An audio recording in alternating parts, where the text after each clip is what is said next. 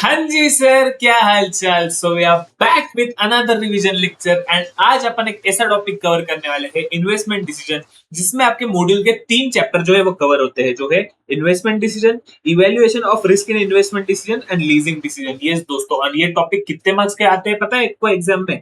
ये टॉपिक्स आते हैं आपको एग्जाम में 7+2, 7+2 एंड 7 मार्क्स, मतलब 7, 14, 21, 23, 25 मार्क्स के ये टॉपिक जो है आपको एग्जाम में देखने को मिलता है। पूरा का पूरा प्योरली प्रैक्टिकल टॉपिक है।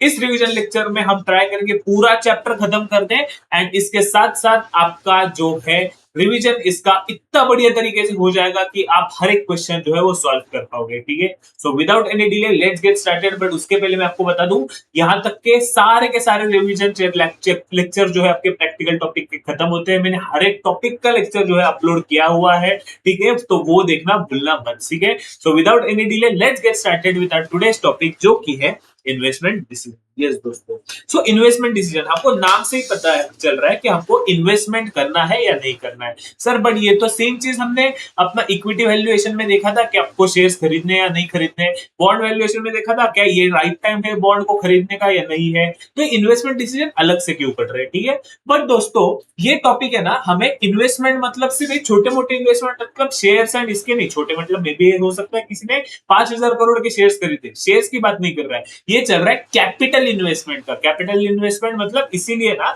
इसको एक नाम दिया जाता है कैपिटल बजटिंग। आपने सुना रहेगा इंटर में कि आपको एक किसी प्रोजेक्ट को टेक ओवर करना है, किसी कंपनी में बहुत बड़े पैसे डालने हैं, किसी प्रोजेक्ट को लेना है, किसी बड़ी मशीनरी को एक्वायर करना है, तो वो टाइप के डिसीजन जो होते हैं ना, वो हम इस चैप्टर में सीखने वाले हैं, जिसका नाम है इन्वेस्टमेंट डिसीजन। क्या हमने बड़े बड़े प्रोजेक्ट्स में इन्वेस्ट करना है या नहीं करना है, इसके लिए हम टेक्निक यूज करते हैं जो होती है कैपिटल बजटिंग टेक्निक। तो दोस्तों बेसिकली कैपिटल बजटिंग होता क्या है ना, मैं आपको एक एग्जांपल के थ्रू समझाता हूं। ठीक है, आपने एक सुना रहेगा कि कैपिटल बजटिंग मतलब जैसे कि फॉर एग्जांपल से किसी की शादी का डिसीजन। ठीक है, सो शादी का डिसीजन मतलब क्या कि आपको बहुत सारी चीजें देखनी पड़ती है कि इसके साथ शादी करनी है नहीं करनी है। क्यों? क्योंकि अगर ये शादी का डिसीजन गलत गया तो आपकी जिंदगी ना बहुत ज्यादा बर्बाद हो सकती है। There is an irreversible decision की एक बार शादी हो गई तो हो गई, आपको जिंदगी भर उसी के साथ रहना पड़ता है। सर आप तो बोलोगे सर डिवोर्स का ऑप्शन है, बट हमारे इसमें डिवोर्स हम लोग कंसिडर नहीं करते। एक्चुअल में शादी इज लाइक कि अगर डिवोर्स करना भी पड़ा तो कितना बड़ा लॉस होता है। सेम चीज है,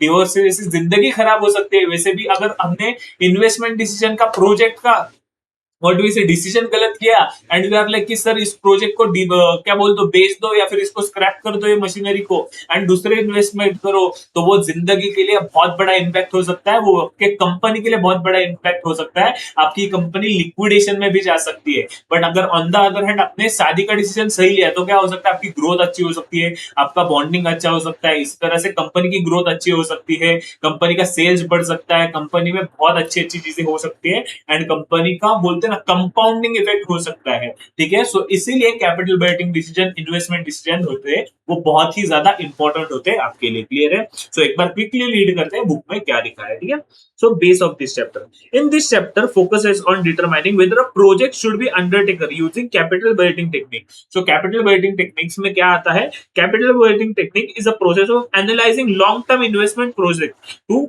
assess their financial viability. Viability में फाइनेंशियल वायबिलिटी मतलब क्या कि आपको देखना है कि ये प्रोजेक्ट फाइनेंशियली हमारे लिए अच्छा है या नहीं है, क्या ये हमें प्रॉफिटेबल है या लॉस मेकिंग है। अगर प्रॉफिटेबल है तो हम लोग इसमें इन्वेस्ट करेंगे, अगर प्रॉफिटेबल नहीं है, लॉस मेकिंग है, तो हम इसमें अपना कैपिटल जो है इन्वेस्ट नहीं करेंगे, हम इसमें अपना टाइम वेस्ट कर रहे हैं। अगर ये प्रोजेक्ट में डालोगे तो कंपनी में पैसे, तो आपके जो है व्हाट वी से लिक्विडिटी प्रॉब्लम आपको हो सकता है, फाइनेंशियल प्रॉब्लम आपको हो सकता है, कंपनी लिक्विडेट होने के चांसेस हो सकते हैं। क्लियर है सर?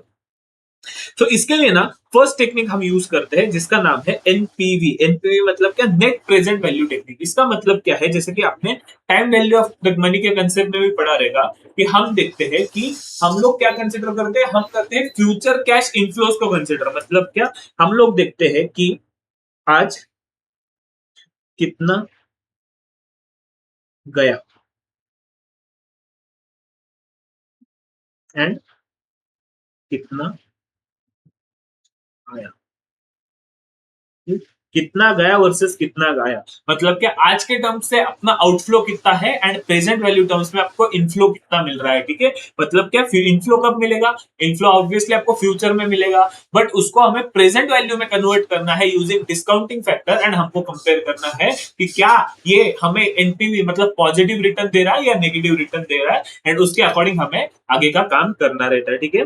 कि जैसे कि इसके लिए क्या बोलते हैं, NPV is a technique use to calculate whether इस प्रोजेक्ट इज प्रॉफिटेबल और नॉट, प्रोजेक्ट प्रॉफिटेबल है या नहीं है। तो इसके लिए ना हम एक सिंपल टेबल बनाते हैं, क्या टेबल बनाते हैं, ईयर्स। ईयर्स मतलब क्या कि ऑब्वियसली हमको हर साल कुछ कैश फ्लो आने वाला रहेगा, वो तो हर साल क्या आने वाला है, कैश फ्लो, हर साल कैश फ्लो, एंड उसको हम क्या करने वाले हैं, प्रेजेंट वैल्यू में कन्वर्ट करने वाले हैं। किससे कन्वर्ट करेंगे, डिस्काउंटिंग फैक्टर जो क्वेश्चन में दिया रहेगा उसके अकॉर्डिंग हम इसको प्रेजेंट वैल्यू में कन्वर्ट करेंगे। सो प्रेजेंट वैल्यू फैक्टर क्या आया, जो भी आपको क्वेश्चन में दिया रहेगा, जैसे कि फॉर एग्जांपल से मैंने मेरे एग्जांपल में लिया है 15.50%, ठीक है, और हमने present value of cash flow निकाला।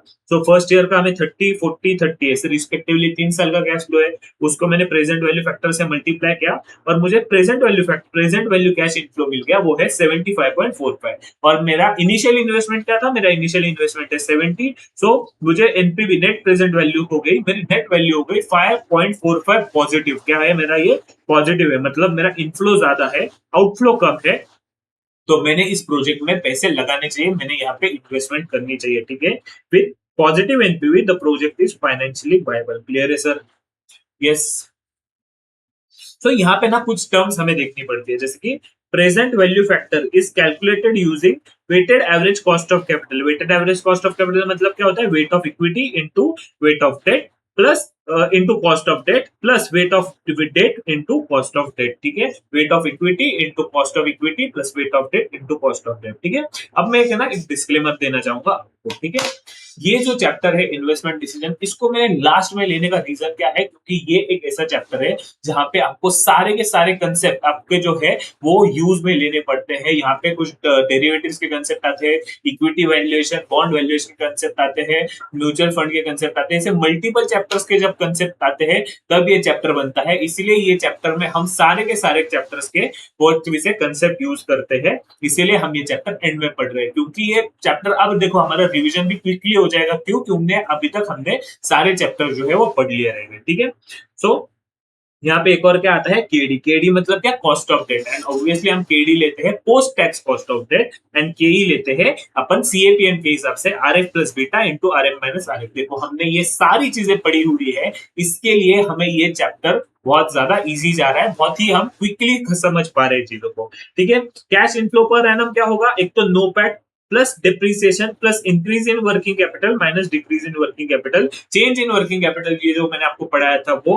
नोपैट क्या होता है, नेट प्रॉफिट आफ्टर टैक्स, ठीक है, net operating profit after tax plus depreciation. Depreciation हम इसको क्यों ऐड करते हैं, क्योंकि हमें डिप्रिसिएशन जो है वो कैश आउटफ्लो नहीं है, वो एक्सपेंडिचर के लिए हम उसको उसमें से टैक्स को हम डिडक्ट करने के लिए हम उसे यूज करते हैं। और नोपैट क्या होता है, नोपैट होता है कि हमारा नेट मतलब ईबीआईटी इनटू टैक्स, मतलब हम लोग जहां पे टैक्स माइनस करते हैं फिर हमारा जो कैश इनफ्लो हमारे पास बचता है एक्चुअल में उस पे out without after paying tax, तो वो से हम कंसिडर करते हैं net operating profit after tax. Clear है सर? Plus depreciation. डिप्रिसिएशन क्यों, क्योंकि हमने डिप्रिसिएशन माइनस क्या रहता है, क्योंकि हमें वहां पे मिलता है क्या, टैक्स बेनिफिट मिलता है। क्लियर है sir? Plus change in working capital, increase in working capital minus decrease in working capital. Clear है सर? सो ये हो गया अपना कैश इनफ्लो पर एनम। अगर एडजस्टमेंट दिया रहेगा तो 90% केसेस में आपको डायरेक्टली कैश इनफ्लो दिया रहता है, अगर कभी एडजस्टमेंट करना रहा तो आप इस हिसाब से एडजस्टमेंट करते हैं, ठीक है। इनिशियल इन्वेस्टमेंट क्या होता है, इनिशियल इन्वेस्टमेंट होता है अपना capital expenditure cost of the asset, मतलब जो हम लोग कैपिटल एक्सपेंडिचर करने वाले कॉस्ट की कॉस्ट प्लस इन्वेस्टमेंट इन वर्किंग कैपिटल। अगर बोला कि ये प्रोजेक्ट लेने के लिए आपका 5 लाख का वर्किंग कैपिटल ब्लॉक होने वाला है, ठीक है, तो हम उसको ऐड करते हैं, ठीक है। एंड टर्मिनल कैश फ्लो क्या रहेगा, देखो यहाँ पे हमें इन्वेस्टमेंट कैश फ्लो ऐड हो गया तो यहाँ पे वो रिलीज हो जाएगा, ठीक है। तो ये हमारे अगर इनिशियल इन्वेस्टमेंट में ऐड हुआ था तो ऑब्वियसली हमारे टर्मिनल कैश फ्लो, टर्मिनल मतलब लास्ट कैश फ्लो में भी ऐड होता है, plus salvage value of the asset. अगर हमने कोई मशीन को बेचा तो वो भी हमें इनफ्लो हो जाता है, तो वो भी हम इसमें ऐड करते हैं, ठीक है सर। सो क्विकली एक बार इसको रिवाइज करो, फिर उसके बाद हम देखते हैं एडजस्टेड नेट प्रेजेंट वैल्यू क्या होता है, ठीक है सर। यस। और यहां से क्वेश्चन आता है, प्लीज इसको रिकॉल करो क्विकली।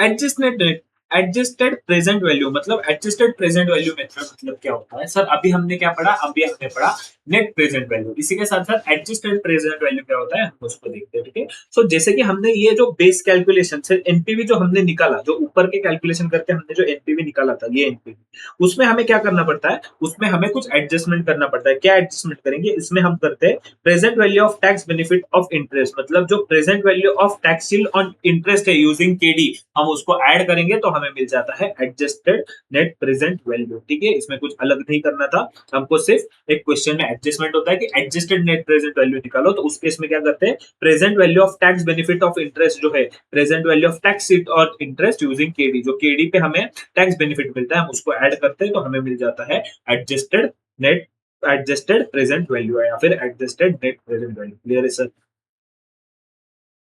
प्रोजेक्ट आईआरआर, आईआरआर मतलब क्या होता है? आईआरआर मतलब एक सेकंड।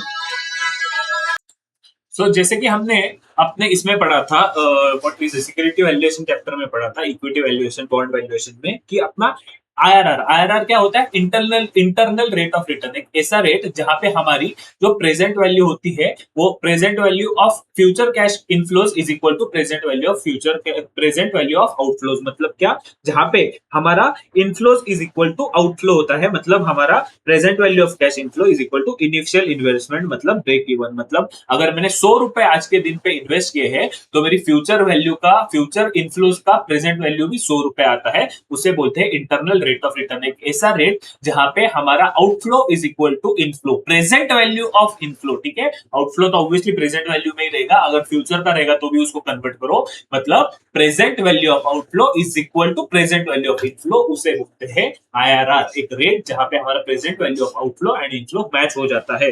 एंड अगर आपको किसी व्हाट वी से कंसेप्ट पे प्रॉब्लम जा रहा है ना, तो अपने बाकी के रिवीजन लेक्चर्स प्लीज देख लो, क्योंकि ये चैप्टर है बाकी से के सारे चैप्टर्स का कॉम्बिनेशन। जब तक आप बाकी के चैप्टर कवर नहीं करोगे ये चैप्टर का रिवीजन होता नहीं है। और यहाँ पे ये बड़ा चैप्टर होके भी क्विकली क्यों खत्म होता है? क्योंकि यहाँ पे देखो, यहाँ से क्वेश्चन 25 मार्क्स के आते हैं, बट जब तक आप बाकी चैप्टर खत्म करने के बाद ये चैप्टर करोगे ना, आपके इजीली सारे क्वेश्चन जो है सॉल्व होते हैं। इसीलिए ये है लास्ट रिवीजन लेक्चर, ठीक है sir? It is the rate at which NPV become zero. Clear है? सो केओ इज लेस देन आईआरआर, मतलब आपका कॉस्ट है वो लेस है, तो हमने क्या करना है? एनपीवी क्या आएगा? पॉजिटिव। ऑब्वियसली मेरा जो कॉस्ट ऑफ कैपिटल है वो कम है, हमारा इंटरनल रेट ऑफ रिटर्न से, तो अपना एनपीवी ऑब्वियसली पॉजिटिव आएगा, and cost of capital greater आएगा तो एनपीवी नेगेटिव आएगा। ये तो बात लॉजिकल है, ठीक है सर? यहाँ पे एक और कम आता है, मॉडिफाइड आईआरआर। मॉडिफाइड आईआरआर मतलब क्या होता है? कुछ नहीं, वो वाईटीएम, रियलाइज्ड वाईटीएम जो हमने पढ़ा था वही है। We assume that all intermediate cash flows are reinvested and received on maturity. वो स्टेप थे कि under root 12 time plus 1 into is equal to 12 times वाला, वो वाला हमें यहाँ पे कैलकुलेट करना है। कैसे कैलकुलेट करेंगे? रियलाइज वाईटीएम का फॉर्मूला क्या है? एक तो इनफ्लो डिवाइडेड बाय आउटफ्लो का पावर 1/n माइनस 1 इंटू 100, और total inflow divided by total outflow का अंडर रूट 1/n। क्लियर है सर? यस सर, आपको ये बहुत फास्ट लग रहा है क्या? नहीं, ये बहुत फास्ट नहीं है, ये है जब आपने सारे के चैप्टर्स खत्म कर लिए रहेंगे तब ये चैप्टर हमें रिवाइज करना है, इसीलिए ये स्पीड जो है वो प्रॉपर स्पीड है। क्लियर है सर? सो इसको स्टेप कैलकुलेट कैसे करते हैं? पहले under root 12 times minus 1 into 1/n, 1/n क्या है? ये 1/n plus 1 into is equal to 12 time minus 1 into 100, आपका आंसर आ जाएगा परसेंटेज के अंदर। क्लियर है sir?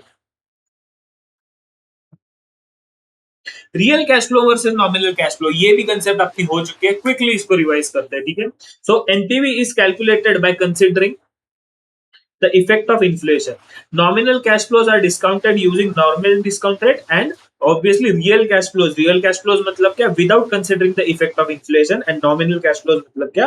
With the effect of inflation. Discounted using real discounted rate, discounted using nominal discounted rate. जिस type का कैश फ्लो उस type का discount rate, जिस टाइप का कैश फ्लो उस टाइप का डिस्काउंट रेट। क्लियर है? नॉमिनल डिस्काउंट रेट मतलब क्या? 1 plus real discount rate to 1 plus inflation का effect. And nominal cash flows कैसे कैलकुलेट करते हैं? Real cash flow into 1 plus inflation rate, ठीक है? ये डिस्काउंट रेट कैलकुलेट करने के लिए इसमें डिस्काउंट रेट में नॉमिनल का डिस्काउंट रेट और रियल का डिस्काउंट रेट, उसमें इन्फ्लेशन का इफेक्ट, एंड कैश फ्लोज में, रियल कैश फ्लोज में अपना इन्फ्लेशन का रेट। क्लियर है सर? ऑब्वियसली जब हमें रियल में नॉमिनल का इफेक्ट करते हैं तो आपको मिल जाता है what we say, nominal inflation वाला effect, nominal effect. Real plus inflation is equal to nominal, simple है। So calculation of nominal cash flows when rate of inflation is same for each year. Obviously अगर rate of inflation हर साल का same है तो हम कैसे calculate करते हैं, यहाँ पे ध्यान दीजिएगा। अगर हर साल का सेम है तो हम पावर यूज करेंगे 1.15, अगर इनटू का पावर 1.15 का पावर 2, 1.15 की पावर 3, ठीक है। तो पहले ईयर का कैश फ्लो क्या है 100, तो नॉमिनल कैश फ्लो क्या मिलेगा, तो लो कैलकुलेटर पे 100 इंटू 1.15 इज इक्वल टू कितना आया 150, ठीक है। अगर सेकंड ईयर का कैलकुलेट करना है 200 into 1.15 into is equal two into 200, सो ये हमें कितना आ गया 264.5।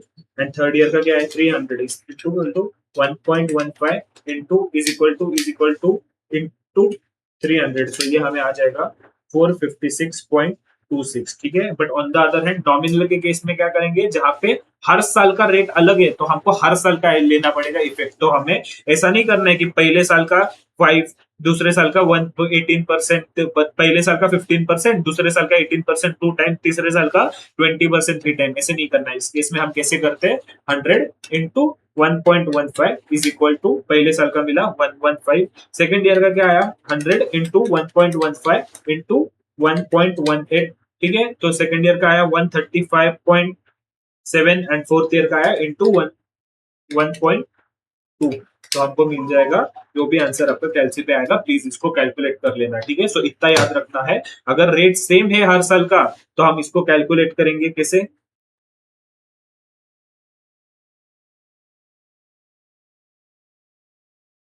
अगर रेट सेम है हर साल का तो हम इसको पावर से कैलकुलेट करेंगे। एंड अगर हर साल का रेट डिफरेंट है तो हम इसको नॉर्मल वो हर रिस्पेक्टिव रेट से कैलकुलेट करेंगे। क्लियर है सर, ठीक है। एक बार मैं इसका नोट बता दूं तो आप इसको क्विकली बाद में रिकॉल कर सकते हो, ठीक है। So rate of inflation is same for each year, real cash flows for year and into 1 plus inflation rate का पावर एन। एंड अगर real cash flows are different for each year तो हर साल का हमको इन्फ्लेशन रेट लेना पड़ेगा, year 2, year 1, year 2 for year. Clear है सर।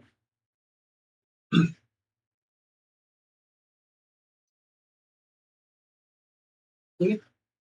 सो ये वाला पेज अगर आपको रिकॉल करना है तो प्लीज क्विकली इसको रिकॉल कर लीजिएगा, ठीक है।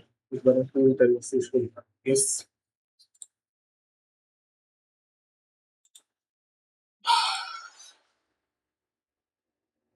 टेक्निक्स ऑफ रिस्क एनालिसिस, इसको रिस्क को एनालाइज करने की ना तीन टाइप के टेक्निक्स होते हैं। कौन से टेक्निक्स होते हैं, एक होता है स्टैटिस्टिकल टेक्निक, एक होता है कन्वेंशनल टेक्निक एंड एक होता है अदर टेक्निक्स, ठीक है। सो इनके अंदर हम अलग अलग मेथड यूज करते हैं, जैसे कि पहली से प्रोबेबिलिटी और दूसरा है variance standard division and coefficient of variation. Sir ये कहीं कहीं तो सुना हुआ लग रहा है, yes. Portfolio chapter, probability, variance standard deviation, coefficient of variation, yes. इसलिए मैंने आपको बोला था ये चैप्टर तभी पढ़ना जब आपके सारे चैप्टर के रिवीजन हो गए रहेंगे तो, ठीक है। उसके बाद आता है कन्वेंशनल टेक्निक, उसमें आता है risk adjusted discount rate, certainty equivalent, sensitivity analysis. Other technique में आता है scenario analysis, simulation analysis and decision technique. बहुत ही सिंपल है, अपन क्विकली सबको रिवाइज करेंगे। एंड ये चैप्टर अगर आपने सारे चैप्टर्स के रिवीजन लेक्चर देखे रहेंगे तो आपको ऐसा होगा कि मुझे सारे चैप्टर्स की रिवीजन भी हो रही है प्लस ये चैप्टर भी समझ आ रहा है, तो आपका क्विकली तो ओल्ड रिवीजन भी हो रहा है और न्यू व्हाट वी से न्यू चैप्टर का रिवीजन भी खत्म हो रहा है। ये चैप्टर भी हो रहा है, इसके साथ साथ पुराने चैप्टर का रिवीजन भी होते हुए आ रहा है, ठीक है। तो सबसे पहले आता है स्टैटिस्टिकल टेक्निक। स्टैटिस्टिकल टेक्निक मतलब क्या कि technique use to calculate expected NPV, X bar याद आ रहा है क्या, एक्स बार, फिर variance, standard deviation, coefficient of variation, CV, same step that we followed in portfolio chapter. Yes sir, same step हमने जो पोर्टफोलियो चैप्टर में follow किए इसको, इसीलिए मैं आपको बोल रहा हूँ ये चैप्टर तभी देखना जब आपके सारे के चैप्टर खत्म हो गए हैं तो, ठीक है। सो प्रोबेबिलिटी क्या है, probability is a measure measure about the chances that an event will occur, मतलब एक इवेंट ऑकर होने के क्या चांसेस है। So when an event is certain to occur probability is 1। Obviously अगर कोई इवेंट 100% होने वाला है तो उसकी प्रोबेबिलिटी क्या हो गई 1। And when there is no chance of happening probability is 0। Obviously 1 मतलब 100%, 0 मतलब 0%। क्लियर है सर। स्टैंडर्ड डिविएशन मतलब क्या, स्टैंडर्ड डिविएशन मतलब क्या, रिस्क ऑफ द प्रोजेक्ट, जिसको variance is equal to standard deviation square, ये हमने पढ़ा भी है। वेरिएंस आता है परसेंटेज स्क्वायर के अंदर स्टैंडर्ड डेविएशन आता है परसेंटेज के अंदर। Yes sir. And coefficient of variation, coefficient of variation मतलब क्या, मैंने आपको एक टर्म बोला था, कोएफिशिएंट ऑफ वेरिएशन मतलब क्या, क्या विद रिस्पेक्ट ऑफ क्या, क्या विद रिस्पेक्ट ऑफ क्या, risk with respect to return, risk with respect to return, risk with respect to return. Risk मतलब क्या, रिस्क मतलब स्टैंडर्ड डेविएशन एंड रिटर्न मतलब एक्स बार। देखो यहाँ पे फॉर्मूला भी लिखा है, standard deviation divided by expected return, standard deviation divided by X bar. ठीक है। वेरिएंस का फॉर्मूला क्या है, some probability of sum of probability into x minus x bar square and यहाँ पे अंडर रूट इसको करोगे तो आपको मिल जाएगा स्टैंडर्ड डेविएशन सर। सेम जो हमने पोर्टफोलियो चैप्टर में किया था ना, कुछ अलग नहीं करना है। एंड ये पोर्टफोलियो चैप्टर में मैंने इसमें 1 घंटा लगाया था, 1 घंटा, जो हम आपकी 10 मिनट या 5 मिनट के अंदर अपना हो रहा है। ठीक है। एक्सपेक्टेड एनपीवी क्या आएगा, obviously probability into X bar. Yes sir. So ये इतना ही था अपना स्टैटिस्टिकल टेक्निक। अगर आपका पोर्टफोलियो चैप्टर हो गया ना तो ये आपको पढ़ने की जरूरत भी नहीं पड़ेगी। ठीक है। कन्वेंशनल टेक्निक, कन्वेंशनल टेक्निक में सबसे पहले आते हैं risk adjusted discount rate, certainty equivalent and sensitivity analysis. सबसे पहले रिस्क एडजस्टेड डिस्काउंट रेट मतलब क्या, RADR. It is based on the concept that an investor demands higher return from a risky project. Obviously अगर मुझे दिख रहा है कि किसी प्रोजेक्ट में रिस्क ज्यादा है तो मैं रिटर्न ज्यादा एक्सपेक्ट करूंगा, एंड मुझे अगर दिख रहा है कि किसी प्रोजेक्ट में रिस्क कम है तो मैं वहां पे कम रिटर्न एक्सपेक्ट करूंगा। ठीक है। ऑब्वियसली मुझे ज्यादा मिलता रहेगा तो भी मुझे कुछ प्रॉब्लम नहीं है, बट जहां पे रिस्क ज्यादा है ना वहां पे मुझे रिटर्न ज्यादा चाहिए ही चाहिए। ठीक है sir. The required rate of return should include the compensation for any risk, मतलब ऑब्वियसली मुझे कंपेंसेशन चाहिए एनी रिस्क का, जो सीएपीएम फॉर्मूला भी हमने पढ़ा था। ठीक है।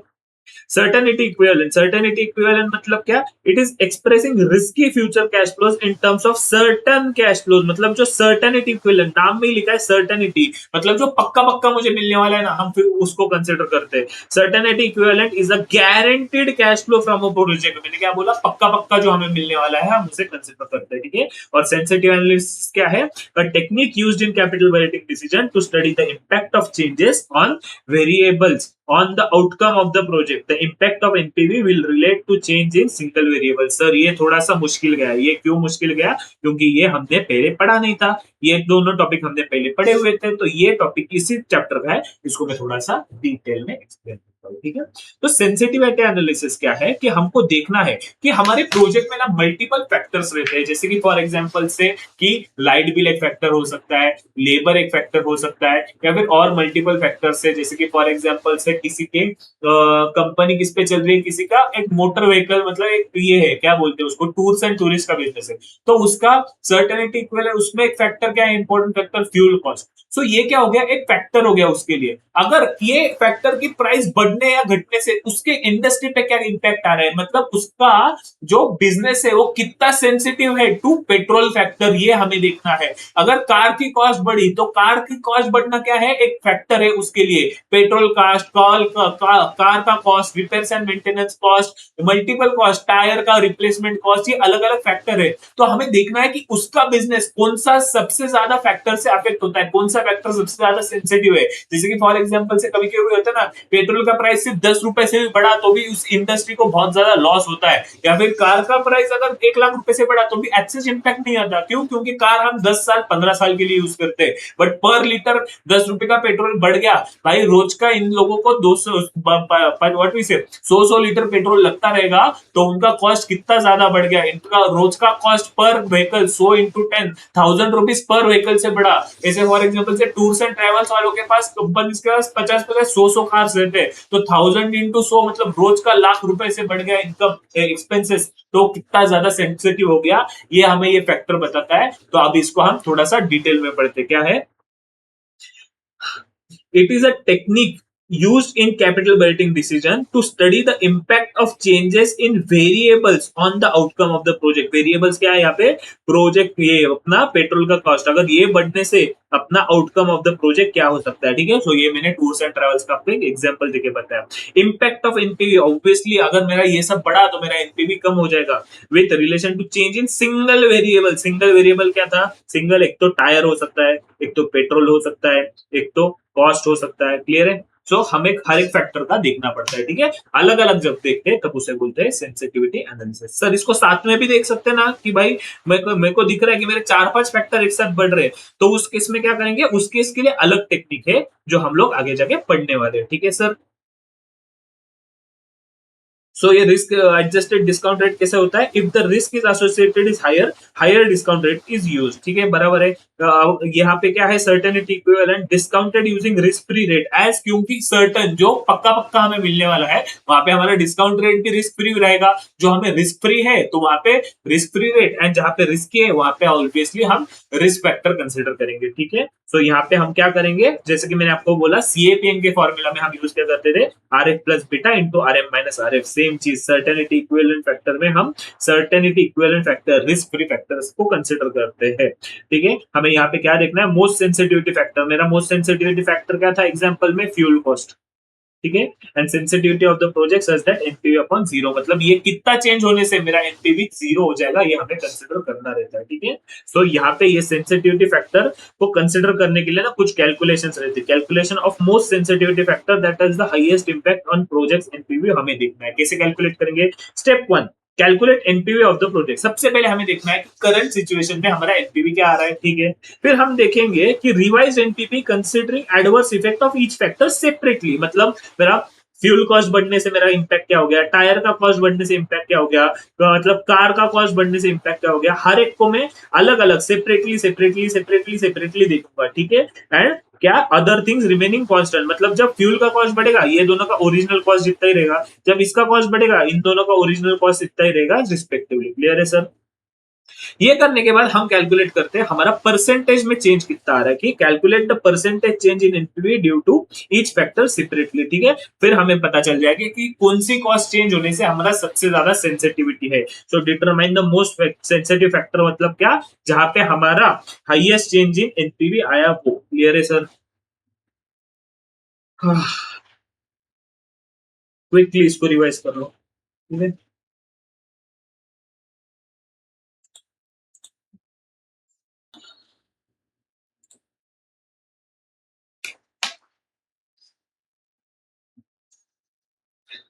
एक और क्वेश्चन आता है यहाँ पे कि हमको क्या देखना है? सेंसिटिविटी देखनी है कि जिससे हमारी एनपीवी जो है वो जीरो हो जाए, कि sensitivity of a project such that our NPV become zero. तो कैसे कैलकुलेशन करना है? ऑलमोस्ट सेम कैलकुलेशन करना है, बट देखना है कि कैसे करना है। यहाँ पे हम कैसे कैलकुलेट करेंगे? सबसे पहले हम obviously step one, calculate NPV of the project, यहाँ पे भी सेम कर रहे थे। ठीक है, step two, calculate revise value for each factor simplicity. ठीक है, ठीक है, यहाँ पे हम क्या कर रहे थे? Calculate revise NPV considering adverse effect of each factor separately and other factors remaining unchanged. यहाँ पे हम क्या कर रहे हैं? Such that, such that NPV become zero, मतलब हम यहाँ पे देखना है कि एनपीवी जीरो करनी है हमें। यहाँ पे हमें सिर्फ एडवर्स इंपैक्ट देखना था, यहाँ पे हमें एनपीवी को जीरो करके देखना है, and other things remain constant. यहाँ पे मेन डिफरेंस क्या है? यहाँ पे ये डिफरेंस है कि यहाँ पे हम एनपीवी बिकम जीरो देख रहे हैं। ठीक है, फिर वापस से बाकी क्या आ जाएगा? परसेंटेज चेंज हमको निकालना है कि revise value minus original value divided by original value into 100, बाकी सब चीजें सेम है। And determine the most sensitive factor, मतलब क्या? कि the lowest percentage change in value cause a small change in value to make percentage zero, मतलब क्या? एक कौन सा ऐसा फैक्टर है जिसके थोड़े से चेंज होने से भी हमारा एनपीवी जीरो हो रहा है, मतलब वो फैक्टर पे हमें बहुत ज्यादा ध्यान देना पड़ेगा, उसकी कॉस्ट पे हमें बहुत ज्यादा कंट्रोल रखना पड़ेगा। तो हम वो फैक्टर देखते हैं कि एक ऐसा कौन सा फैक्टर है जहां पे थोड़ा सा चेंज में डायरेक्ट एनपीवी जीरो हो रहा है, हम वो देखेंगे यहाँ पे। क्लियर है सर? तो ये दो फैक्टर अगर मैंने सबसे पहले आपको ये रिवाइज करने बोला, अब ये इसको साथ साथ रिवाइज करो विद दिस मार्किंग, आपको डिफरेंस जो है इजीली पता चल जाएगा। मेरे साथ ही रिवाइज करते हुए चलो, आपका इजीली हर एक कंसेप्ट जो है वो सब सॉल्व होते चलेगा, एंड आप एग्जाम में बहुत ही अच्छे से स्कोर कर पाओगे। यस सर, ऐसे समझ के बैठो कि ये रिवीजन के बाद आप वापस से कोई रिवीजन करने ही नहीं वाले, ये रिवीजन के बाद आप डायरेक्टली एग्जाम में देखने वाले। क्लियर है? जिसका नहीं हुआ है वो पॉज कर लो, मैं वापस से मेंशन पे आ रहा हूँ। Other techniques. ठीक है, सबसे पहले हमने क्या देखा? सबसे पहले हमने देखा कि तो ये वाला व्हाट विशेष से, ये तो पूरा का पूरा क्या है? ये पूरा का पूरा चैप्टर है मेरा पोर्टफोलियो का, पोर्टफोलियो चैप्टर। फिर हमने क्या देखा? कन्वेंशनल टेक्निक, रेडार मतलब risk adjusted rate, certainty equivalent मतलब पक्का पक्का। यहाँ पे हम रिस्क फैक्टर को कंसीडर करके डिस्काउंट लेट रहे, यहाँ पे हमको पक्का पक्का पता है तो रिस्क फ्री ले रहे। और सेंसिटिव एनालिसिस, सेंसिटिव एनालिसिस में दो कि इंडिविजुअल, एक तो देखेंगे एडवर्स इफेक्ट कितना है, और एक दूसरा देखेंगे जहां से हमारा डायरेक्ट एनपीवी जीरो कितना हो रहा है वो, और जिससे एनपीवी हमारा सबसे जल्दी जीरो हो रहा है वहां पे हमें सबसे ज्यादा स्ट्रिक्ट कंट्रोल रखना पड़ेगा। पड़ेगा। अब हम पढ़ रहे हैं अदर टेक्निक, जिसमें सबसे पहले आता है सिनेरियो एनालिसिस। सिनेरियो एनालिसिस मतलब क्या कि scenario analysis there was a need to extend sensitivity analysis। ठीक है, मैंने आपको एक क्वेश्चन पूछा था, वो आपको पढ़ते पढ़ते याद आ जाएगा। ठीक है, sensitive analysis as it deals with single variable at the time. मैंने क्या बोला था, ऐसा भी तो हो सकता है ना कि फ्यूल का कॉस्ट भी चेंज हो गया, टायर का कॉस्ट चेंज हो गया, कुछ बढ़ गया, कुछ चेंज हो गया, तो ये जब साथ में होते हैं तब कैसे करते हैं? तो scenario analysis evaluate the combined effect of the changes in more than one variable. मतलब दो से ज्यादा वेरिएबल सब में अगर चेंज हुआ तो क्या हो जाएगा, पूरा सिनेरियो चेंज हो गया तो क्या हो जाएगा, इसको बोलते हैं सिनेरियो एनालिसिस। सिनेरियो पूरा चेंज हो गया तो कैसे कैलकुलेट करेंगे?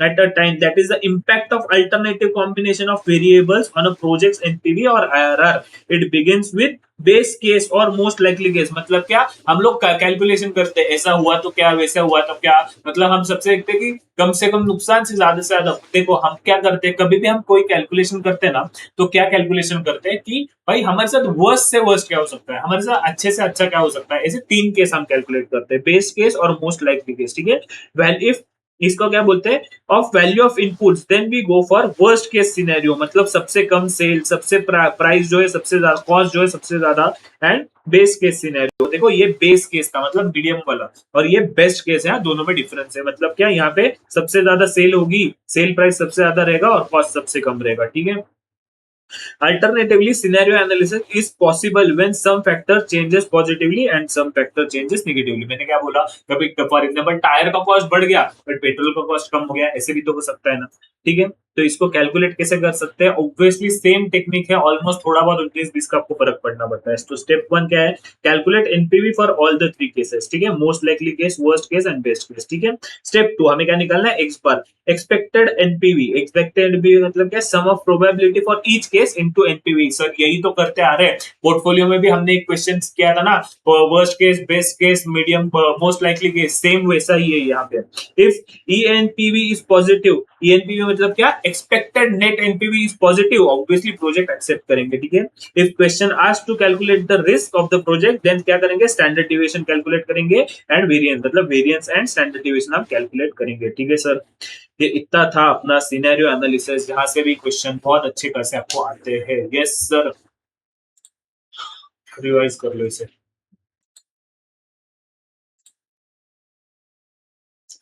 सिमुलेशन एनालिसिस, सिमुलेशन एनालिसिस क्या है? देखो इसका एमसीक्यू का आपको सिर्फ क्वेश्चन आ सकता है। ठीक है, बाकी इसका डिटेल में कुछ दिया नहीं है अपने को।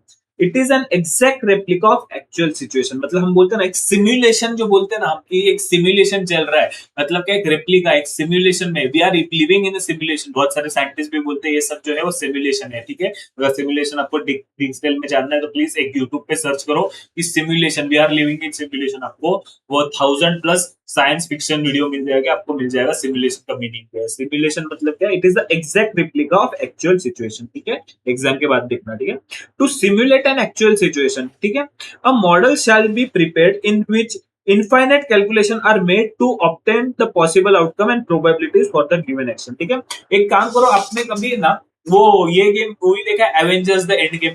ठीक है, वहां पे वो डॉक्टर स्ट्रेंज, अगर किसी ने नहीं देखा है तो जिसने देखा है तो उसके लिए बता रहा हूँ, जिसने नहीं देखा है उसने उसके लिए अलग से एक एग्जांपल देता हूँ। वहां पे डॉक्टर स्ट्रेंज क्या करता है कि परमिटेशन कॉम्बिनेशन करता है कि थैनोस को हमको हराने के लिए हमारे पास कितने कॉम्बिनेशन है। तो बोलता है ना कि हमारे पास इतने सारे कॉम्बिनेशन में सिर्फ एक ही कॉम्बिनेशन है जिसमें थैनोस को हम हराते हैं, बाकी सब में हम जीतते हैं। ठीक है, तो फिर या फिर परमिटेशन कॉम्बिनेशन क्या हो सकता है कि हम लोग बोलते हैं ना कि यार मैंने आज विराट वन डाउन, आज जो क्रिकेट देखते हैं उनके लिए देखो कि अगर हम बोलते हैं कि विराट ने ओपनिंग किया तो ऐसे ऐसे हो सकता है, विराट ने वन डाउन आया तो ऐसे ऐसे हो सकता है, विराट ने टू डाउन आया तो ऐसे ऐसे हो सकता है रिस्पेक्टिवली, अगर जसप्रीत बुमराह बॉलिंग डालेगा तो ऐसे ऐसे हो सकता है। ठीक है, अगर आज हमने किसको फॉर एग्जांपल से ये बोलते हैं ना कि किसी एक प्लेयर को बहुत टाइम से बाहर बिठा रहे, उसको खिला दो या फिर ऐसे करो, या फिर रोहित शर्मा को कैप्टनसी से नहीं निकलना चाहिए था, वो सब टाइप की सिचुएशन, मतलब मल्टीपल सिचुएशन परमिटेशन कॉम्बिनेशन करके चल सकते हैं। सिमिलरली अपने स्टडी में भी अप्लाई है कि मैं बोथ ग्रुप दूंगा तो ऐसे होगा, अगर सिंगल ग्रुप दिया तो ऐसे होगा, मैं सिर्फ एक एग्जाम्पशन में गया तो कैसे होगा, एंड वो सब चीजें क्लियर है सर।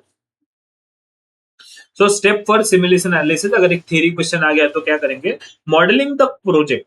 मतलब क्या, the model should be, model should show model shows the relationship of NPV with parameter and x on एथ वेरिएबल्स, ठीक है।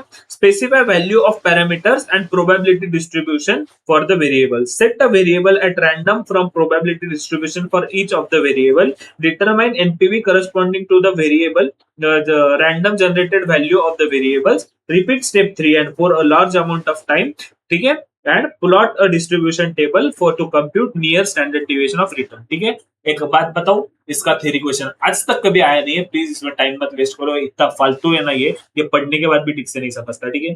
तो इसको लास्ट केस कैटेगरी में रखो, बट इसमें से थ्योरी क्वेश्चन आज तक आया नहीं है। बट ठीक है, अगर आपको लग रहा है कि आने वाला है तो एक बार पढ़ लो भाई, मेरे ऊपर नाम नहीं चाहिए कि सर आपने बोला था इसके थ्योरी क्वेश्चन आते नहीं है, ठीक है। देख लिया। डिसीजन ट्री क्या है? One of the my most favourite question, but जिसको सॉल्व करने में बहुत ज्यादा टाइम लगता है। क्लियर है सर? इसको मैं थोड़ा सा स्लोली लूंगा, ठीक है। डिसीजन ट्री क्या है, मतलब क्या सर, ऐसे झाड़ निकालेंगे क्या अपन? नहीं, हम लोग है ना इसको ऐसे ऐसे निकालेंगे। सर तो ये ट्री कैसे हुआ, देखते हैं ना।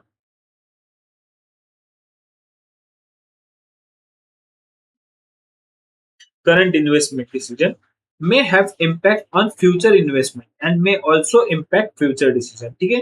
Current investment decision may have implication on future investment में and may also impact future decision, मतलब अभी हमने जो डिसीजन लिया है इन्वेस्टमेंट का, उससे क्या हो सकता है, फ्यूचर के डिसीजन भी चेंज हो सकते हैं। मतलब फॉर एग्जांपल से अगर मैंने एक प्रोजेक्ट ए में इन्वेस्ट किया, तो क्या होगा कि ऐसा हो सकता है कि ये इन्वेस्टमेंट के बाद कुछ टाइम के बाद मुझे प्रोजेक्ट बी में इन्वेस्ट करना पड़ ही सकता है, या फिर मुझे प्रोजेक्ट सी जो है उसमें इन्वेस्टमेंट मेरा फॉर एवर के लिए क्लोज हो गया, क्यों? क्योंकि ये इसी का अल्टरनेटिव है। मतलब इसमें अगर मैंने एक बार ए में इन्वेस्ट किया तो मुझे वापस से सी जैसा प्रोजेक्ट में इन्वेस्ट करने की जरूरत ना पड़े। तो इसका मतलब क्या हुआ, द करंट इन्वेस्टमेंट डिसीजन क्या है, जो हमने करंट इन्वेस्टमेंट डिसीजन लिया है A, may have implication on further investment like B and C and may also impact future decision, ठीक है। To handle this type of sequential decision tree technique is use, ठीक है। Decision tree is a graphical display of relationship between a present decision and a future events, ठीक है। Future decision and their consequences, ठीक है, मतलब जो हम लोग डिसीजन लेने वाले हैं उसके कॉन्सिक्वेंसेस क्या हो सकते हैं, ठीक है। यहाँ पे थ्योरी में से इतना ये समझ में नहीं आता है, मैं को प्रैक्टिकल इसका एग्जांपल के साथ आपको समझूंगा तो आपको 100% क्रिस्टल क्लियर जो है वो हो जाएगा। बट एक बार पढ़ लो, आपके दिमाग में कुछ चीजें जो है फिट हो जाएगी, ठीक है। Assuming that there are only two types of situation, देखो यहाँ पे क्या कंडीशन आया, assuming that there are two type of situation. देखो जब भी कोई थ्योरी होती है ना, थ्योरी मतलब क्या, ये थ्योरी मतलब ऐसा ये बोलते थ्योरी नहीं, थ्योरी मतलब जो कोई अगर किसी ने थ्योरी दी है, मतलब वो हम बोलते हैं ना किसी ने कंसेप्ट बताई है, तो उसके कुछ अजम्पशंस होते हैं। तो वो अजम्पशन क्या है कि assuming there are only two types of situation, first situation क्या है, decision whether where the manager has a control or power to determine what happens next, मतलब हमको एक पावर है कि आगे क्या होने वाला है, उस पर हमें डिसीजन है। और सेकंड सिचुएशन क्या है, event where finance manager has no control over what happens next, मतलब क्या एक बार ये डिसीजन ले लिया तो आगे क्या होने वाला है उस पर हमारा कोई कंट्रोल नहीं है। बट ये सिचुएशन में कैसे हो सकता है कि हम लोग डिसीजन लेंगे बट आगे कैसे इसको अरेंज करना है, कम करना है, ज्यादा करना है, सब कंडीशन हमारे साथ है। तो वो केस में हम यहाँ पे बोलते हैं कि where manager has control, and जहां पे नहीं है वहां पे बोलते हैं manager does not have any control. Clear है सर?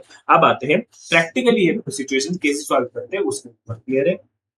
अब ध्यान से देखिए, step to solve practical question, ठीक है। मतलब क्या है, evaluate the proposal adopting decision tree approach, ठीक है। स्टेप वन क्या है, डिसीजन ट्री डायग्राम, मतलब क्या, देखो ये ए केस है, ठीक है, हमको यहाँ पे ए बी सी डी ऐसे नॉट्स के अकॉर्डिंग कैलकुलेशन करना पड़ता है, ठीक है।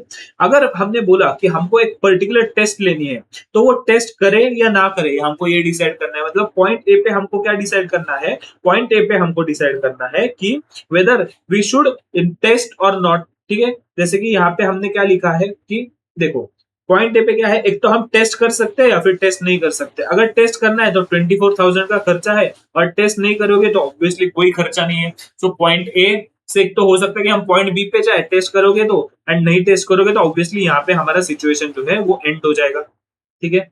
यहाँ पे अपना एंड हो जाएगा, ठीक है। अगर हमने टेस्ट किया तो उसका क्या है कि उसका सक्सेस रेट कितना है, 50% सक्सेस रेट है, 50% फेलियर का रेट है। अगर सक्सेड हुआ तो हमारे पास दो चांस है, या दो चांस क्या है कि एक तो हम और 20 लाख का इन्वेस्टमेंट कर सकते हैं जहां से हमको हर साल 4 लाख का फायदा होगा, या फिर हम इसमें इन्वेस्ट नहीं कर सकते। दो सिचुएशन है, ठीक है, हर टाइम दो सिचुएशन आएगी, मैंने आपको बोला था। और अगर फेलियर भी हुआ ना तो भी हम 12 लाख का इन्वेस्टमेंट कर सकते हैं जहां पे हमें 1 लाख रुपए पर साल मिलेंगे। यहाँ पे हमें कितना मिलेगा, 1 लाख रुपए पर साल मिलेगा। ये इसका पूरा का पूरा क्वेश्चन जो है वो ऐसे ही आता है, ठीक है। और यहाँ पे वापस से सेम चीज जो है वो डबल प्रिंट हो गई, ठीक है। सो हमको क्या दिख रहा है कि हमको दिख रहा है कि एक तो हम टेस्ट कर सकते हैं, नहीं कर सकते। टेस्ट हुआ तो 50% सक्सेस का चांस है, 50% फेलियर का चांस है। 50% सक्सेस का चांस हुआ तो हम लोग उसमें 20 लाख रुपए इन्वेस्ट कर सकते हैं जो हमें हर साल 4 लाख का प्रॉफिट देगा। एंड अगर फेल हुआ फिर भी हम 12 लाख इन्वेस्ट कर सकते हैं जो हमें 1 लाख रुपए का हर साल फायदा देगा, ठीक है। सो हम क्या देखते हैं, step 2, calculation of net benefit. Net benefit क्या होगा, at point C, point C मतलब ये वाला, अगर सक्सेस रेट हुआ तो हमको क्या करना है, हमको कितने का फायदा होगा, 4 साल का हर साल। एंड डिस्काउंटिंग रेट दिया है मे बी 10%। सो एंड हमारा इनिशियल कॉस्ट, तो हमारा फायदा हो रहा है 20 लाख का, तो हमारा नेट प्रेजेंट वैल्यू है यहाँ पे। एंड एट डी पे क्या होगा, हमारा 1 साल का फायदा है, हर साल हमको देना कितना है, 12 लाख। एंड डिस्काउंटिंग रेट 10% से हमें मिल गया कि हमें 2 लाख का जो है वो यहाँ पे नुकसान हो रहा है, कि हमारा फायदा सिर्फ 10 लाख का है बट हमको देना कितना पड़ रहा है, हमें देना पड़ रहा है 12 लाख रुपए। एंड यहाँ पे हमारा फायदा है obviously 4 lakh divided by 10% 40 lakh होता है, तो 40 लाख माइनस 20 लाख, 40 लाख के फायदा के लिए हमें 20 लाख ही देना पड़ रहा है, हमको 20 लाख का फायदा हो रहा है। तो हम पॉइंट सी पे हम देख रहे हैं कि हमारा फायदा हो रहा है, ठीक है। अब ये टोटल फायदा कैसे हो रहा है एट पॉइंट बी, हमको वो देखना है, ठीक है। हमने ये वाला कैलकुलेट किया, ये वाला कैलकुलेट किया, अब हमें पॉइंट बी पे आना है, ठीक है। सो पॉइंट बी पे कैसे आएंगे, सक्सेस हुआ तो कितना फायदा होगा, सक्सेस हुआ तो 20 लाख का फायदा होगा जिसकी प्रोबेबिलिटी क्या है, 50%।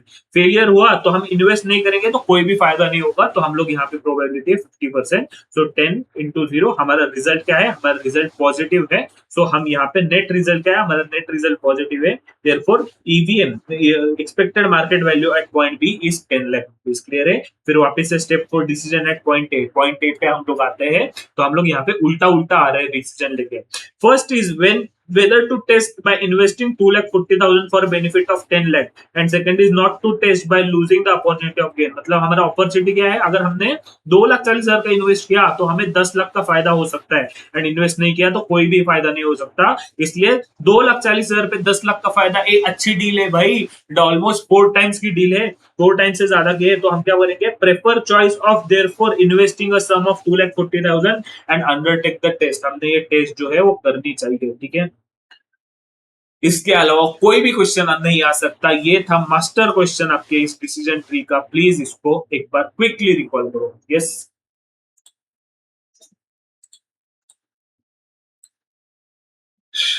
एक और टॉपिक आता है जहां पे हमारा कैश इनफ्लोज है ना, वो बोलते हैं पार्शियली डिपेंडेंट है। मतलब क्या, मैं आपको बताता हूँ, ठीक है। ये वापस से ध्यान से सुनिएगा, इसके क्वेश्चंस आपको इजीली सॉल्व हो जाएंगे। मैंने यहाँ पे भी एक मास्टर क्वेश्चन के थ्रू इसको सॉल्व किया, ठीक है। Calculation of expected net present value using decision tree and probability distribution for each for cash inflows, ठीक है। मतलब क्या हो सकता है, कभी कभी ऐसे बोल सकता है कि फर्स्ट ईयर में हमारा प्रोबेबिलिटी है कुछ, देखो एग्जांपल लिया है, डायरेक्ट उसी से लेते हैं, ठीक है। सो यहाँ पे क्या है, method use for calculating expected NPV when projected cash flows are uncertain, ठीक है। ये भी हो सकता है, वो भी हो सकता है। When future cash flows follow a probability distribution, follow a probability distribution मतलब क्या, वो मैं आपको बताता हूँ, ठीक है। इनिशियल इन्वेस्टमेंट क्या है, इनिशियल इन्वेस्टमेंट है 80,000 एंड डिस्काउंटिंग रेट क्या है 10%, ठीक है। मतलब हमें फर्स्ट ईयर में 80,000 का इन्वेस्टमेंट है, ठीक है। बट यहाँ पे दो सिचुएशन हो सकते हैं। ईयर 1 के एंड में हमें एक तो 50,000 मिल सकते हैं या फिर 60,000 मिल सकते हैं, ठीक है। 50,000 मिलने की प्रोबेबिलिटी है 40%, 60% मिलने की प्रोबेबिलिटी है 60%, क्लियर है। बट आगे खेल शुरू होता है। आगे खेल क्या है कि सेकेंड ईयर का कैश फ्लो फर्स्ट ईयर से डिपेंडेंट है। अगर हमें पहले साल 50,000 मिले ना, तो सेकेंड ईयर में मे बी हमको 24,000, 32,000 एंड 44,000 मिल सकते हैं, ये प्रोबेबिलिटी के साथ। एंड 60,000 60% हुआ ना, तो ये कैश फ्लो मिल सकते हैं हमें ये प्रोबेबिलिटी के साथ। मतलब क्या, यहाँ पे फर्स्ट ईयर पे क्या कैश फ्लो होगा उसके अकॉर्डिंग हमारा सेकेंड ईयर का कैश फ्लो डिपेंड होगा, क्लियर है सर। सो यहाँ पे हम कैसे कैलकुलेट करते हैं, यहाँ पे हम कैलकुलेट करते हैं, ये था अपना क्वेश्चन, ये था अपना सोल्यूशन। सो इसके लिए हम कैसे करते हैं, decision tree diagram identifying various paths, ये ऑब्वियसली ये पाथ हो गई, and outcome for computing net present value for each path. मतलब क्या, सबसे पहले हमारा क्या है, इनिशियल आउटफ्लो 80,000 का, फिर हमारा एक तो 50,000 आ सकता है या फिर 60,000 आ सकता है। 50,000 आया तो ये कैश फ्लो आ सकता है, 24 आ सकता है, 32 आ सकता है, 44 आ सकता है। 60,000 आया तो रिस्पेक्टिवली 40, 50, 60 आ सकता है, ठीक है। सो एक सिचुएशन ये हो सकती है, एक सिचुएशन ये हो सकती है, 3, 4, 5, 6, मतलब ऐसे मल्टीपल पाथ्स जो है हमको मिलते हैं, ठीक है, इसको पाथ्स बोलते हैं, ठीक है। एंड हर एक की ज्वाइंट प्रोबेबिलिटी निकालनी होती है। ज्वाइंट प्रोबेबिलिटी मतलब क्या, 40% इंटू 20%, 40% इंटू 30%, 40% इंटू 50%, मतलब पहले साल की प्रोबेबिलिटी है 40%, 40% की 50% प्रोबेबिलिटी है कि हमको 44,000 मिलेगा। सो यहाँ पे कितना आया, 40% की 50%, 20%। क्लियर है सर? सो ज्वाइंट प्रोबेबिलिटी हमने निकाल दी। अब हमें क्या करना है, हमें सिर्फ इस हर एक पाथ को कैलकुलेट करना है। यहाँ पे कैलकुलेशन में ही टाइम जाता है, कंसेप्ट तो बहुत ही ज्यादा इजी है।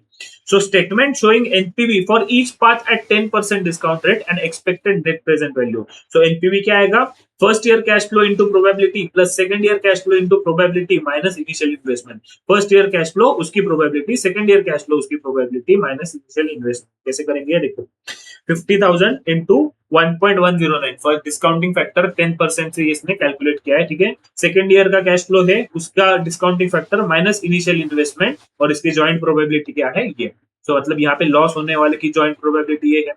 तो ये प्रोस्पेक्टिवली हर एक इसके करो, आपको मिल जाएगा एक्सपेक्टेड एनपीवी 6,232.76, ठीक है। सो यहाँ पे हमने क्या दिया है, the best outcome will be at path 6। Path 6 पे क्या है, हमारा सबसे ज्यादा फायदा है, और when NPV is at 24,100, यहाँ पे हमारा सबसे ज्यादा फायदा हो रहा है। प्रोबेबिलिटी NPV क्या है, 44,000। The probability of occurrence of the parts NPV is 6%, इसकी NPV is 60%, and expected profit is 1,446। Clear है? The project should be accepted because expected NPV is positive based on the joint probability। yes sir, quickly ये पूरा question and solution एक बार देख लो, ठीक है। दिख रहा है क्या पूरा? यस दिख रहा है। यहाँ से स्टार्ट हो रहा है, यहाँ पे एंड हो रहा है, ठीक है। जिसको विद डायग्राम देखना है वो अभी पॉज करो, 1, 2, 3, 3 बोलते ही मैं आप इसको निकल रहा हूँ, ठीक है। जिसको करना है वो अभी भी पॉज कर सकता है, जिसको क्लीन देखना है पूरा वो आप पॉज, ठीक है। अब जिसको पूरा क्लीन देखना है वो ये पॉज करके देख लो।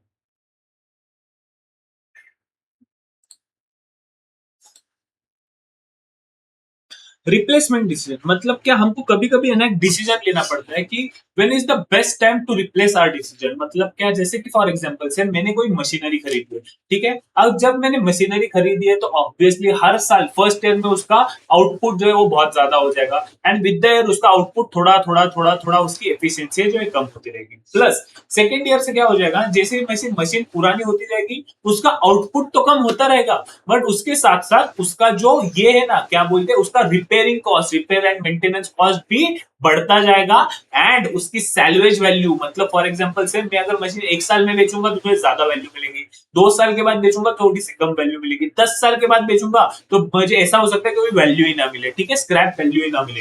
तो वो होती है हमारे रिस्पेक्टिव रिप्लेसमेंट डिसीजन के 3 क्राइटेरिया। हमें देखना पड़ता है हमारा ईयरली इनफ्लो कितना हो रहा है, yearly repairs and maintenance cost क्या है, हमारा सैल्वेज वैल्यू क्या है, ये सबको कंसिडर करके हम देखते हैं कि हमारा बेस्ट टाइम क्या है हमने रिप्लेस करने के लिए, ठीक है सर। ये डिसीजन, ये क्राइटेरिया ना हम लीजिंग के लिए भी यूज करते हैं कि हमने ये ऐसे क्राइटेरिया से हमने मशीन को बाय करना चाहिए या लीज पे लेना चाहिए, ठीक है।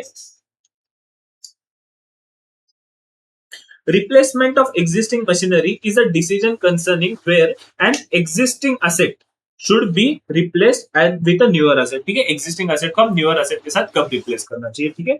calculation are based on incremental approach, obviously incremental approach से हम इसको calculation करते हैं कि जो हमारा additional benefit क्या होने वाला है new asset से, उस according हम calculate करते हैं, ठीक है। मतलब अभी existing machinery से क्या हो रहा है, और अगर हमने new machinery लिया तो incremental कितना benefit हो रहा है, अगर incremental benefit पॉजिटिव रहेगा तो हम इसको रिप्लेस करेंगे, ठीक है। That is decision is based on incremental cash flow, ठीक है। इंक्रीमेंटल कैश आउटफ्लो भी होता है, इनफ्लो भी होता है, ठीक है। Analysis of replacement decision follow certain step, जैसे कि step 1 present value of net cash outflow, cash outflow on day 1, मतलब डे 1 पे हमारा कैश आउटफ्लो क्या होगा, obviously cost of the machinery, cost of the machinery. And उसमें से हम क्या करेंगे, हमारा जो एग्जिस्टिंग मशीन है उसको तो बेचेंगे, तो कुछ ना कुछ तो कबाड़ी वाला पैसा देगा हमें, तो वो हम उसमें से माइनस करेंगे, ठीक है। सो हमको नेट कैश आउटफ्लो मिलेगा, आउटफ्लो माइनस इनफ्लो और नेट आउटफ्लो हमें जो है वो मिल गया, ठीक है।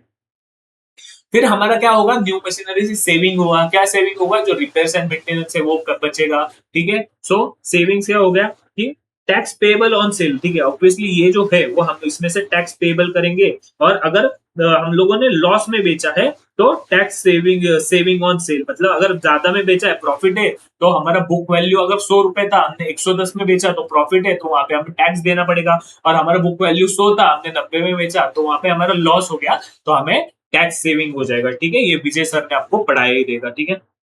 सो हमें क्या मिला, नेट कैश आउटफ्लो हमें जो है वो मिल गया, ठीक है। स्टेप 2 क्या है, net cash inflow per annum if replacement decision is implemented, incremental cash inflow per annum, मतलब क्या, इंक्रीमेंटल कैश इनफ्लोज क्या होने वाले हैं न्यू डिसीजन से, हमें वो देखना है। So increase in sales, obviously ये क्या हो गया मेरा inflow. Increase in operating cost, मतलब मेरा आउटफ्लो हो गया, ठीक है। इनफ्लो क्या हुआ, decrease in operation cost, obviously अगर मेरा एक तो इंक्रीज हुआ है तो हम इसको माइनस करेंगे, डिक्रीज हुआ है तो हम इसको पर्च करेंगे, कि क्या हम कैलकुलेट कर रहे हैं, हम सेविंग्स कैलकुलेट कर रहे हैं ना, ठीक है। फिर नॉन कैश एक्सपेंडिव, मतलब इंक्रीज इन डिप्रिसिएशन, ऑब्वियसली पहली वैल्यू उसकी 100 थी, अभी के वैल्यू को 1000, 10, 1100 है, तो ऑब्वियसली मेरा डिप्रिसिएशन पर एनम भी जो है वो बढ़ जाएगा, यस। सो सब टोटल ले लो, इसमें से टैक्स पेबल जो आउटफ्लो रहेगा वो हम ऐड बैक करो, नॉन कैश डिप्रिसिएट, क्यों, क्योंकि हम इसको एनपीवी मेथड से, ऑब्वियसली हमें टैक्स सेविंग के लिए इसको माइनस किया था। So net cash inflow per annum जो है वो हमको यहाँ पे मिल जाएगा।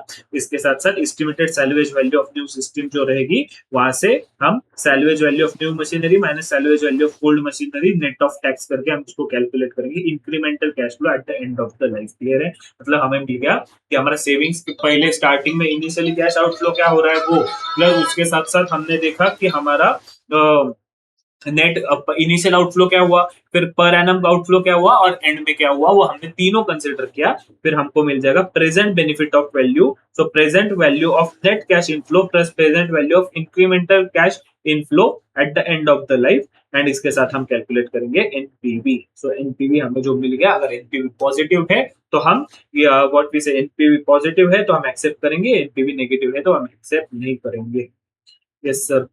सर हर एक टेक्निक जो है ना वो एग्जिस्टिंग चैप्टर से, मतलब जो पुराने चैप्टर्स थे उससे मैच हो रही है। ये इंटरव्यू वाला छोड़ता हूँ, यहाँ से थोड़ा सा पढ़ा करके आप लोग करें, ठीक है।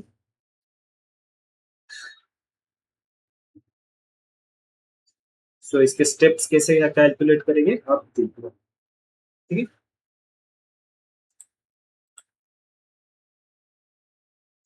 क्लियर कर दो।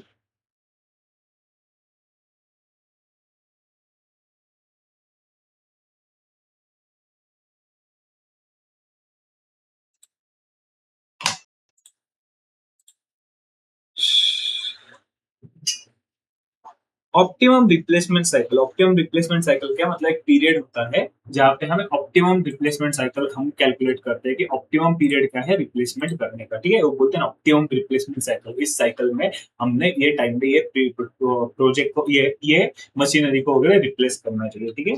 सो इसमें क्या लिखा है, सम प्रोजेक्ट्स में इन्वॉल्व कंटिन्यूस रिप्लेसमेंट साइकिल, ठीक है, मतलब जो मशीनरी फॉर एग्जांपल रोज यूज हो रही है, जैसे फॉर एग्जांपल से कि ये मेरा पेन है, अब ये पेन रोज यूज हो के एक टाइम के बाद खराब होता है, तो मैंने डिसाइड किया कि ये जब 1 साल का हो जाएगा मैं इसको चेंज करूंगा, हर 1 साल में यूज हो जाएगा, एक चेंज हो जाएगा, क्यों, क्योंकि मैंने देखा है हर 1 साल के बाद इसको ठीक से काम नहीं करता है, ठीक है। So, as the asset become older, its effectiveness decrease, operating cost increase, and resale value reduces. To determine optimum replacement cycle, concept of equivalent annual cost is introduced. Equivalent annual cost मतलब क्या? हमको देखना है कि हर साल कितना cost आ रहा है और उसको डिवाइड करेंगे नंबर ऑफ, ना नंबर ऑफ ईयर्स से नहीं, हम इसको डिवाइड करते हैं प्रेजेंट वैल्यू एन्युटी फैक्टर से, क्यों, क्योंकि इससे हमारा कॉस्ट जो है प्रॉपरली एलोकेट होता है हर साल, प्रेजेंट वैल्यू कंसेप्ट से, प्रेजेंट वैल्यू एन्युटी कंसेप्ट से। ये हमने क्वेश्चन दोनों साइड से सॉल्व करके क्लासरूम में देखे हुए, ठीक है sir. So cost of new equipment क्या है जो आएगा, वो present value of operating cost minus करेंगे, ठीक है। तो ये क्या है, ये आउटफ्लो है, present value of operating cost हमारा, इसमें से माइनस करेंगे तो टैक्स पेएबल ऑन सेल, फिर टैक्स सेविंग ऑन सेल, ये जो भी रहेगा हम इसको कैलकुलेट करके हम देखेंगे कि हमारा नेट ऑपरेटिंग कॉस्ट क्या आ रहा है। ठीक है, यस, ये present value of operating savings है। ठीक है,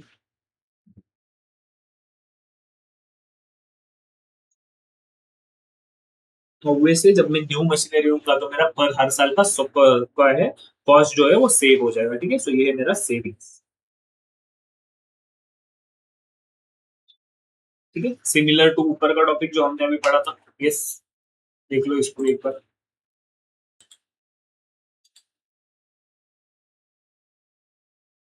प्रोबेबिलिटी इंडेक्स, प्रॉफिटेबिलिटी इंडेक्स सबसे इजी काम है। प्रॉफिटेबिलिटी इंडेक्स मतलब क्या, हमें देखना है डिस्काउंटेड कैश इनफ्लोज और उसको हम डिवाइड करेंगे इनिशियल इन्वेस्टमेंट से। ठीक है, सो हमको क्या दिखेगा, जिधर हमारा प्रॉफिटेबिलिटी इंडेक्स ज्यादा है, मतलब फॉर एग्जांपल से एक केस में मेरा डिस्काउंटेड कैश इनफ्लोज है 100 रुपए, एक जगह पे है 10 रुपए, यहाँ पे मेरी कॉस्ट लग रही है 1, यहाँ पे भी मेरी कॉस्ट लग रही है 1, तो ऑब्वियसली मेरा 100 टाइम्स जो है मेरा कैश इनफ्लोज है, यहाँ पे मेरा 10 टाइम्स इनफ्लोज है, तो हमें ऑब्वियसली प्रॉफिटेबिलिटी इंडेक्स ज्यादा है, हमारा प्रॉफिट जो है ज्यादा से ज्यादा चाहिए। तो हम क्या देखते हैं, select the project with higher profitability index, the less is less than 1, reject the project. Less than 1 मतलब क्या, अगर मेरा कॉस्ट लग रहा है 100 रुपए एंड मेरा इनफ्लो हो रहा है 10 रुपए, सो ये कितना हो जाएगा 0.1, सो लेस देन 1 है तो हमें रिजेक्ट करना है। क्लियर है सर, सिंपल था, कुछ भी नहीं था इसमें। Yes, utility approach same concept है, यूटिलिटी से हम मल्टीप्लाई करेंगे, इससे क्या करेंगे, utility value into respective probability. ठीक है, the utility approach is a method used in financial decision making where choice are evaluated not just by expected monetary value but how much satisfaction और usefulness utility they provide. Clear है sir. Last topic आता है आपके इसमें जो है second last topic, sorry, जो है रियल ऑप्शन। रियल ऑप्शन मतलब क्या, एक रियल ऑप्शन मतलब क्या है, approach to capital budgeting that relies on option pricing theories to evaluate project based on the discounted cash flows. Clear है सर, ये सिमिलर कैसे है, सिमिलर टू पुट ऑप्शन, जो हम लोग ने कॉल ऑप्शन पुट ऑप्शन पढ़े थे ना, उसी तरह से। अबॉन्डनमेंट ऑप्शन, अबॉन्डनमेंट ऑप्शन मतलब क्या, अबॉन्डन करना, किसी प्रोजेक्ट को छोड़ देना, मतलब जैसे कि हमने क्या किया था पुट ऑप्शन में, क्या कर रहे थे, ऐसे तो जब गिर रहा था तब की वैल्यू, जैसे कि सेम कंसेप्ट के कुछ लॉजिक डिफरेंस है वो मैं आपको एक्सप्लेन करता हूँ। ठीक है, same concept use in binomial of put call. ठीक है, बायनोमियल मतलब क्या था, दो ऑप्शन थे, एक तो ऊपर जाने की प्रोबेबिलिटी कॉल ऑप्शन का बायनोमियल, और पुट ऑप्शन का सी यू एंड टी यू वाला वो हमने देखा था। ठीक है, देखो ये से डायग्राम था उसका, ये ऊपर जाने की प्रोबेबिलिटी, नीचे जाने की प्रोबेबिलिटी एंड पे ऑफ। तो यहाँ पे कॉल ऑप्शन पे ऊपर पे ऑफ आ रहा था, नीचे जीरो आता था। ठीक है, सिमिलर टू दैट, ये मैं विथ एग्जांपल आपको एक्सप्लेन कर दूंगा, आपको समझ जाएगा। ठीक है, so value derived from selling projects asset is more than the present value of continuing the project. मतलब क्या, अगर मैंने प्रोजेक्ट को सेल कर दिया तो मुझे ज्यादा वैल्यू मिलेगी रादर देन मैं इसको कंटिन्यू करूंगा। ठीक है, ऑब्वियसली अगर मैं बेच के ज्यादा वैल्यू मिल रही है तो मैं क्यों उतनी मगजमारी करूँ उसमें। IPL already in production of fertilizer is considering a proposal of a business to new plant to produce a pesticide. ठीक है, suppose present value of proposal is 100 crore, ठीक है, without abandonment option। ठीक है, however if the market condition turns out to be favorable the present value shall increase by 30%। ठीक है, present value proposal shall increase by 30%। On the other hand अगर market condition खराब हो गई तो क्या हो जाएगा, it will be reduce by 40%। ठीक है, in case company is not interested to continue the project the dispose of is for 80%, 80 crore. ठीक है, मतलब 100 करोड़ का प्रोजेक्ट को 80 करोड़ में बेच सकते हैं। ठीक है, if risk free rate of return is 8%, ये क्यों यूज करेंगे आपको पता ही है, then what will be the value of abandonment option. ठीक है, मतलब क्या, ईयर 1 पे हमारा इन्वेस्टमेंट क्या है, हमारा इन्वेस्टमेंट है 100 करोड़, तो अगर फेवरेबल कंडीशन हुआ तो ये 130 करोड़ हो जाएगा, अगर अनफेवरेबल हुआ तो 40% से गिरेगा 60%। बट जब इससे वैल्यू कम हो गई तो हमारे पास वैल्यू क्या है, हमारी वैल्यू कितनी बचेगी 20 करोड़। क्यों, क्योंकि लोग हमारे यहाँ पे इसकी वैल्यू एक्जिस्टिंग वैल्यू है 60 बट हम इसको 80 करोड़ में बेच सकते हैं, तो हमें यहाँ पे फायदा हो जाएगा 20 करोड़ का। मतलब ऑब्वियसली नुकसान है बट हमें वहां पे वैल्यू कितनी की है, हमें वैल्यू 20 करोड़ की है। तो हम यहाँ पे कब ऑप्शन देख रहे हैं कि हमें बेच के कितनी वैल्यू मिलेगी, अगर ये ऊपर गया तो हम बेचेंगे क्या, नहीं बेचेंगे, नहीं तो जीरो वैल्यू। वैल्यू रहेगा, ठीक है, क्योंकि यहाँ पे हम प्रोजेक्ट को कंटिन्यू करेंगे। यहाँ पे हम कौन सी वैल्यू कैलकुलेट कर रहे हैं, प्रोजेक्ट को बेचने की वैल्यू कैलकुलेट कर रहे हैं। जब यहाँ पे बेचेंगे ही नहीं तो क्यों वैल्यू कंसिडर करेंगे, यहाँ पे हम बेचेंगे क्यों, क्योंकि हमें कंटिन्यू किया तो 60 लाख का 60 करोड़ का फायदा है, बट बेचेंगे तो हमें 80 करोड़ मिल रहे हैं इमीडिएटली। क्लियर है sir? First of all we shall calculate the probability of high demand, मतलब क्या होने क्या हमने रिस्क न्यूट्रल प्रोबेबिलिटी से कैलकुलेट किया था वे सेम चीज। So 8% is equal to probability into 30% plus 1 - p into 40%, ठीक है। तो सेम चीज आप कैलकुलेट करोगे तो आपको मिल जाएगा प्रोबेबिलिटी कितना है, 0.686, मतलब क्या हो गया, 68.6%, ठीक है। So value of abandonment option will be follow as follows, ठीक है। सो ये हम लोग कैलकुलेट करके सेम आपको कंसेप्ट कैलकुलेट करनी है बायनोमियल का। यहाँ पे थोड़ा सा इसको कंफ्यूजिंग लग सकता है, सेम अपने वो रिस्क न्यूट्रल प्रोबेबिलिटी वाले इधर स्टेप्स फॉलो करो एंड आपको मिल जाएगा इसकी value. So expect present value of expected payoff will be 5.81 CR। Yes sir, same आपको स्टेप्स वहां के फॉलो करने हैं, ठीक है। टाइमिंग ऑप्शन क्या है, सिमिलर टू कॉल ऑप्शन। देखो यहाँ पे भी हम सेम चीज करेंगे कि अगर 2.5 करोड़ है, ऊपर गया तो 3.5 करोड़ एंड नीचे गया तो 1.2 करोड़, ठीक है। तो हमको क्या निकालनी है, ऊपर जाने की प्रोबेबिलिटी और नीचे की प्रोबेबिलिटी 1 - p, ठीक है। सो प्रोबेबिलिटी क्या है, 65.2%। एक्सपेक्टेड पे ऑफ जो भी आएगा वो इससे को हम मल्टीप्लाई करेंगे प्रोबेबिलिटी से, और नीचे जाने की प्रोबेबिलिटी। सो हमें क्या मिल जाएगी, इसकी वैल्यू मिल जाएगी 18 lakh rupees. Thus it shall be advisable to wait and see the project may turn value profitable after 1 year or not। yes sir, same चीज मैं आपको पहले एक्सप्लेन कर चुका हूँ, इसलिए मैं रिपीट नहीं कर रहा हूँ। अगर आपको ये दो एग्जांपल देखने हैं तो आप इसको देख सकते हो। देखो ये कौन सा एग्जांपल है, ये है कॉल ऑप्शन वाला एग्जांपल, ठीक है। ये है कॉल ऑप्शन वाला एग्जांपल, जिसको दो पार्ट में देखना है तो मैं जरा जूम करके बता रहा हूँ, ठीक है। ये क्वेश्चन पढ़, फिर आपको यहाँ पे सोल्यूशन भी इसका दिख जाए। एंड सिमिलर अपना पुट ऑप्शन, ठीक है। Yes sir.